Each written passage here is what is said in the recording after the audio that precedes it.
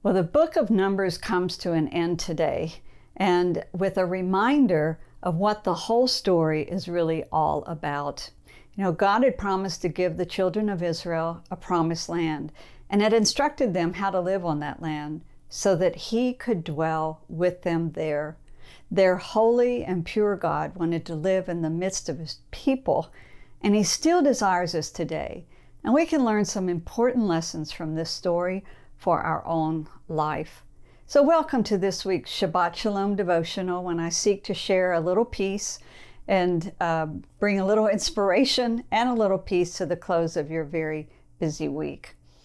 So this week's Torah portion is the last chapters of Numbers, chapter 30 through 36:13.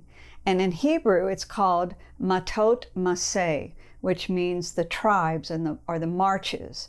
And interesting, I learned this week that the Hebrew translation of Numbers divides up the first verse of our reading differently than my English version did.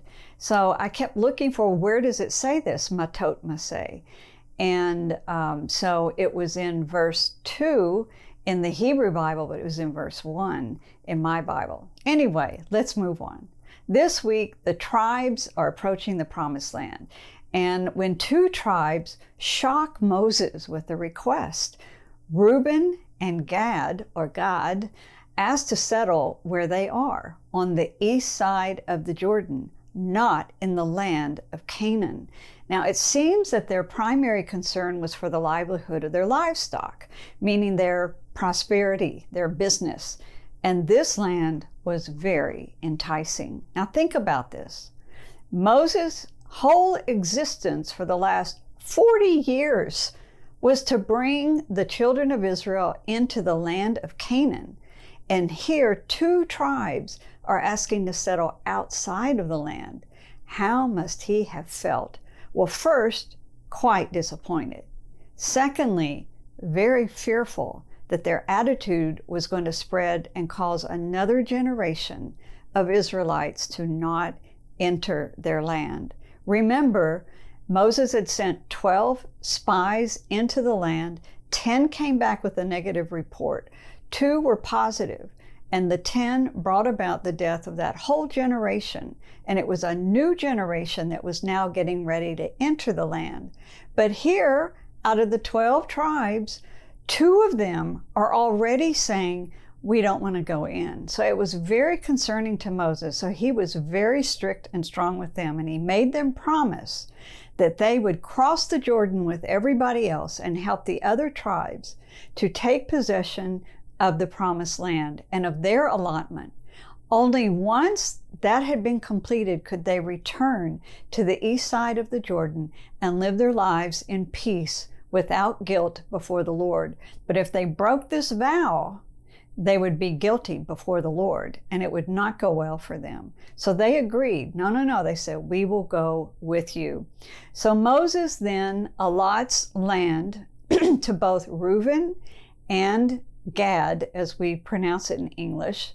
And there he also gave Manasseh more land than them on the east side of the Jordan. Isn't that interesting? We don't have record of Manasseh asking for it, but maybe Moses wanted the children of Manasseh to keep an eye on Reuben and Gad, and for that reason, he actually gave Manasseh more land than those 2 tribes. Then God instructs the children of Israel that they are to go in, take the land of Canaan, and they are to push out all of the inhabitants of the land, and they're to destroy all of their pagan things, and they're to possess the land. Because why? Because he said, I have given the land to you to possess. So now they're not to murder or spill blood on the land, because they would defile the land. So it seems like he's not talking here about military operations, because we know that a military occupation, blood is going to be spilled. But here, on an individual level, a personal level for the Israelites, that if they spill the blood of another man, that they are to flee to a city of refuge and go before the people there who are going to hear his case and make judgment as to whether it was intentional or accidental, and they will receive their sentence then. So in chapter 35, verse 33, God very clearly tells them that blood defiles the land. And then in verse 34, he says, "Therefore, do not defile the land which you inhabit, in the midst of which I dwell, for I, the Lord, dwell among the children of Israel." So this is the point. God gave them the land so he could dwell with them in it. That's what it's all about. And he cannot dwell in a defiled place or with a defiled people. That's why he asked them to do things a certain way so they would be clean and able to live in the presence of their holy God. So it's the same lesson for our lives. Maybe we need to take a little time this weekend and do some house cleaning. Is there something in our life that may be defiling our heart or our life so that his beautiful presence and righteous presence cannot dwell with us? So let's take stock this weekend. We want the fullness of his power and his presence in our life. With that, I wish you Shabbat Shalom.